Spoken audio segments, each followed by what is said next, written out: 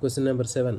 Clinical సైకాలజిస్టులు మానసిక రోగులకు సంబంధించి వారి మానసిక రుగ్మతకు కారణాలు తెలుసుకోవడానికి ఏ స్మృతిని ఉపయోగిస్తారు? సంసర్గ స్మృతి, రీడింటిగ్రేటివ్ స్మృతి, నిష్క్రియాత్మక స్మృతి, బట్టి స్మృతి.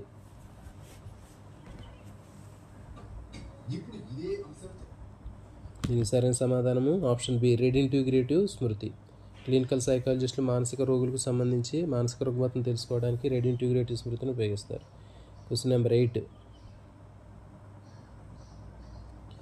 సన్నిహిత సంబంధం ఉన్న అంశాలను సంధానం చేసి గుర్తుపెట్టుకోగల స్మృతికి ఉదాహరణ ఏది?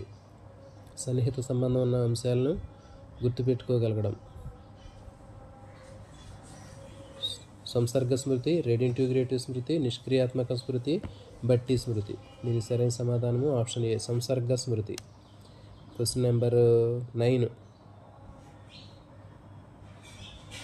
ఆగస్టు 15 అనగానే స్వాతంత్ర దినోత్సవం, ఎర్రకోట అనగానే ఢిల్లీ గుర్తుకు రావడం ఏ రకమైనటువంటి స్మృతికి ఉదాహరణ?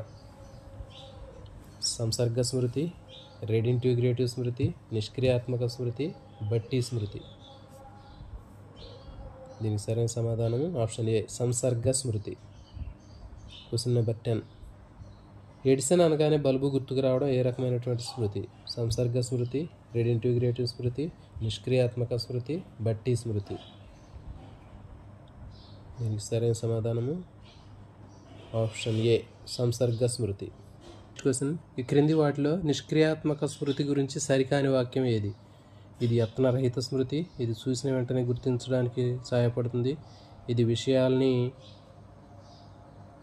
అర్థం చేసుకొని గుర్తుపెట్టుకోవడానికి సహాయపడుతుంది, ఇది ఉపాధ్యాయుడు పాఠం చెప్పేటప్పుడు విని గుర్తుపెట్టుకోవడానికి సహాయపడుతుంది. దీని సరైన సమాధానము ఆప్షన్ సి, ఇది విషయాలను అర్థం చేసుకొని గుర్తుపెట్టుకోవడానికి సహాయపడుతుంది. ఇది సరికాని వాక్యము. అంటే నిష్క్రియాత్మక స్మృతికి గురించి ఈ క్రింది వాటిలో రీడింటిగ్రేటివ్ స్మృతి గురించి సరికాని వాక్యం ఏది? ఇది గతంలో పొందిన భావోద్వేగ అనుభవాలను గుర్తు చేస్తుంది, ఇది క్లినికల్ సైకాలజిస్టులకు ఉపయోగపడుతుంది, ఇది సన్నిహిత సంబంధం ఉన్న అంశాలను సంధానం చేస్తుంది, ఇది త్వరితమైనటువంటి స్మృతి. దీని సరైన సమాధానం ఇది సన్నిహిత సంబంధమైన అంశాలను సంధానం చేస్తుంది.